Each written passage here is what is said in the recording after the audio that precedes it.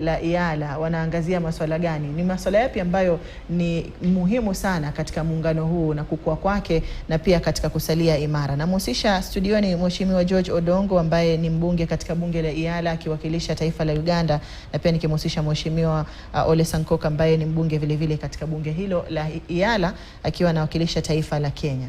Tukirejea kwenye sehemu ya pili, karibuni sana. Asante. Na tukiangazia swala la nguzo ambazo ni muhimu katika ukuaji wa mataifa ya wanachama ya Afrika Mashariki, na ni kwa nini umuhimu wake upo katika kukuza nguzo hizi, ni masuala yapi ambayo ungesema ni muhimu katika kukuza ili tuwe kwa kasi moja tunakwenda kwenye upande huo mmoja ambao tunataka kama Afrika Mashariki?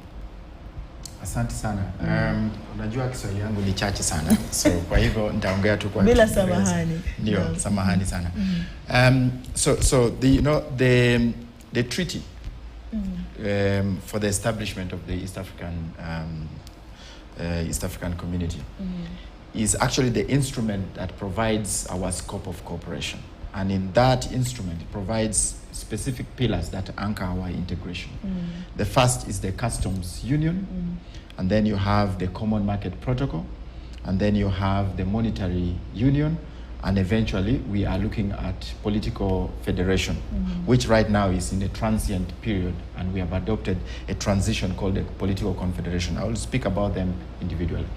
Now, with the customs union, it gave us specific areas of cooperation. It opened up the East African community as one trade area, removed all barriers to trade, and allowed us to trade within the region as one ecosystem, regional ecosystem, without with removing trade barriers between the different partner states.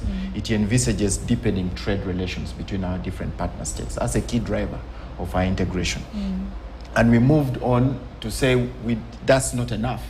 We need to provide East Africans with an opportunity to move their capital, to move their goods and services, to have a right of establishment in the different partner states. So we came up with the customs union. The customs union effectively provides a framework for East Africans to travel. And that's why we now have the East African passport. So if you have an East African passport, you can move in all the partner states. We also have decided under the law that East Africans can be facilitated to move in the different partner states using their national identity cards. So with your identity card, you can go to Uganda, you can go to Rwanda, you can go to South Sudan. This movement is regulated because, as I told you earlier on, that the different partner states still are sovereign partner states. So there could be areas where there are concerns, like for example, the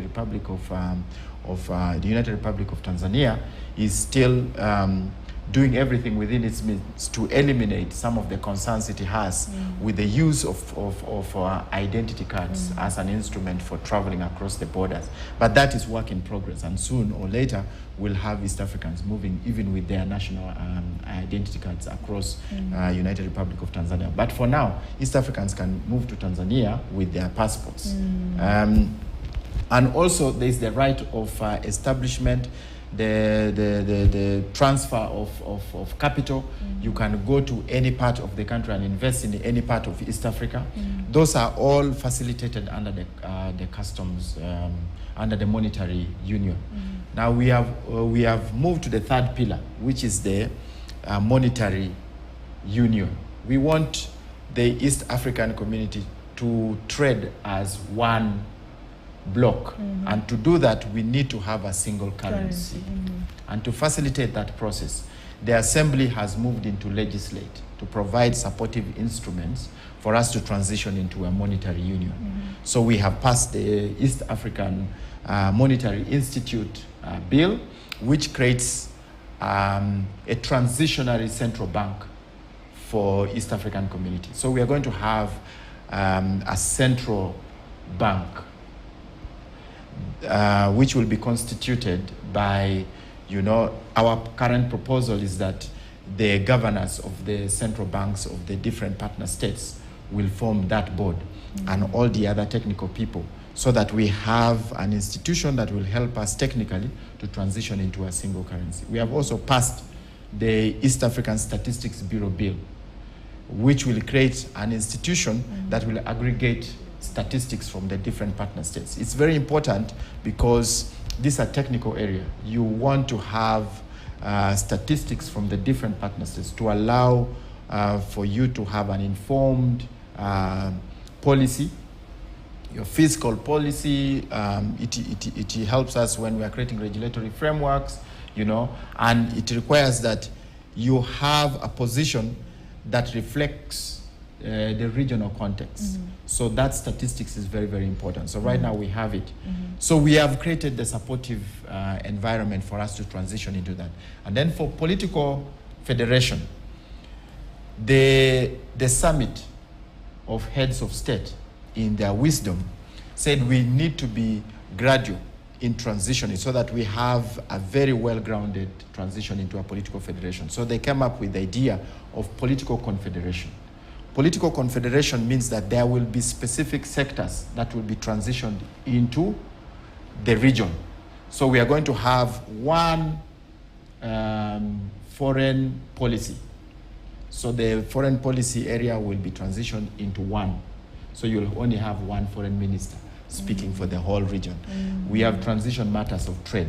We are going to transition, we are going to move matters of peace and security into the region, trade into the region. So those sectors are going to be collapsed and become matters of a region.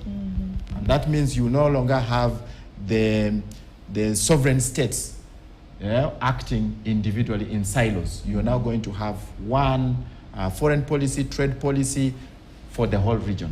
Naam, asante. Nafikiri watazamaji watakuwa pia wanaendelea kufuatilia.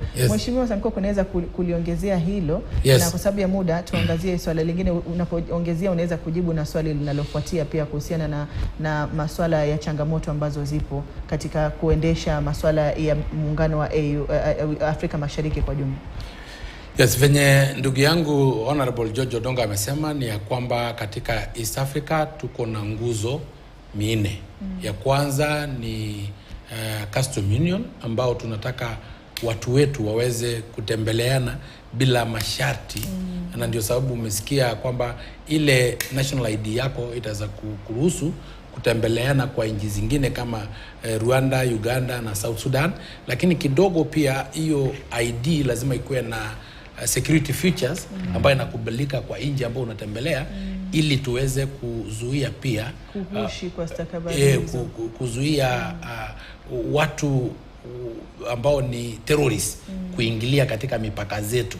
Kwa sababu ukiona ID zingine za nchi zingine ni ile ambao ya samani inaandikwa tuna karatasi na maneno, so haina security feature.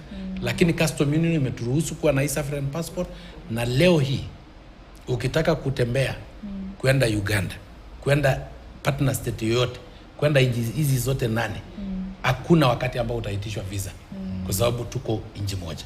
Na hii East African passport ni ya yetu sisi wote. Ni kama tu kusema it is issued in Kenya, another one issued in Kigali, another one issued in Nakuru, lakini ni yetu sisi wote. Na pia kuna nguzo nyingine ambao inaitwa common market, kuruhusu Masai kuuza ng'ombe yake Tanzania, kuuza Uganda, DRC, yani sisi wote tuweze kuuza ile bidhaa ambao tuko nayo kwa hii soko ya watu milioni 350. Na pia hiyo ambao ndugu yangu amekuambia ni ya mambo ya monetary union. Tunataka kuwa na sarufi moja. Na kabla hatujakuwa nayo, saa hizi there is a lot of imbalance in trade. There is a lot of imbalance in our currency strength. Unaona kwamba dola katika nchi ya Kenya ina exchange na 140 to the Kenya shillings, but to the Rwandan franc ina exchange na labda 2000. So bado iko mbalimbali. Na ndio sababu hata mimi nilete motion katika bunge la Iyala tukiwa Tanzania, Arusha, ya kwamba wacha kwanza tuseme kuanzia leo ukitaka kununua bidhaa katika East Africa, tumia local currency, tumia ile currency yetu, ili Tanzania wakubali Kenya shillings ama wakubali Tanzania shillings, badala ya kuniambia nibadilishe to dollars. Unakuta hoteli hapa Masai Mara inakuambia hoteli kwa kulala bed and breakfast ni $100. Wewe utaenda kuambiwa America ni kulala ni 1000 Kenya shillings. Na mbona sisi hapa tunasema dollars? Na sio America ndio iko hapa, na sio America ndio inalala. Unless kama ni Muamerika ndiye anakuja kwa hoteli yetu, tutamlipisha na dola. Lakini kama ni Uganda, tunalipisha na Uganda shillings ama na Kenya shillings. Kwa hivyo pia tulijaribu kufanya hivyo. Ya mwisho ni hiyo political federation, ambao tulikuwa tunaogopa ikiwa political federation, hii serikali ya East Africa itakuwa na nguvu na nchi tofauti tofauti wataogopa kupoteza ile nguvu ya kimsingi, ile yani sovereign power. So tukasema wacha tukuje confederation, ambao hata kila nchi tabaki na rais wake. Tutazamua ule rais wa East Africa tutaita Chancellor of East Africa ama Governor of East Africa, lakini Kenya ibaki na rais wake, ili pole tuweze kuungana. Kwa sababu federal government inamaanisha ile zingine zinakuwa kama hizi county governments hazina nguvu. Sasa Kenyan government ikuwe kama county government, kwa sababu bado tuko na hiyo kutoaminiana. Wacha tupige hatua pole. Kwa hivyo nasema ya kwamba iko hiyo yote na tumesha timiza kwa asilimia mingi sana. Na ile ambao imebaki kidogo ni changamoto, ambao ya kwanza ni wewe. Changamoto ambao tuko na watu wa media for the state. Saa hizi tuko na vikao hapa Nairobi. Mnaenda kwa vikao ya National Assembly ya Kenya. Mnasikia tu hii local politics, Azimio hii, Tanga hii, Kenya Kwanza hii, hamtaki kujua nini yetu inawezekana kupatikana huko. Na ndio sababu mwananchi wa kawaida hajajua mambo ya East Africa Community. Lakini wale mabonyenye wale wakubwa wamejua. Saa hizi hii Brookside iko Tanzania, iko Rwanda, iko kila pahali. Equity Bank iko kila mpaka DRC, iko nchi zote 8. Kenya Airways inaenda kila pahali. Lakini hao wananchi wa kawaida changamoto ni ya kwamba hawafikiwi. Ni nani sauti ya kufikia hao wa kawaida? Ni KTN News, ni Spice Radio, na ni mheshimiwa na nyinyi. Mkiniita kama leo umeniita, tunashukuru sana kwa sababu Odongo amekuja, ameelezea. Wananchi wengi leo wataweza pata at least kitu kidogo ambao watajua ya kwamba, kwa sababu hapa Kenya tumetoa mahindi mingi. Unasikia? Na mahindi inaanza kushuka bei. Wacha mimi nipeleke hii mahindi yangu Uganda. Kwa hivyo ufahamu. Ufahamu, yes. Naam, unaweza kuongezea changamoto mbali na hiyo ambayo ametaja mheshimiwa kunilaumu mimi pamoja na yeye mwenyewe akiwa ndani, ambayo inaweza kufanya labda kusikue na kule kukua kwa pamoja katika Umoja wa Mataifa ya Afrika Mashariki. Na kwa kumalizia, kwa sababu ya muda, unaweza kugusia umuhimu wa kuwepo kwa mgombea mmoja katika azma ya uwenyekiti wa muungano wa AUC? Yeah, I think, first of all, with respect to the challenges that we face, I think the biggest is the silos mentality. And that is because we are still operating as sovereign states.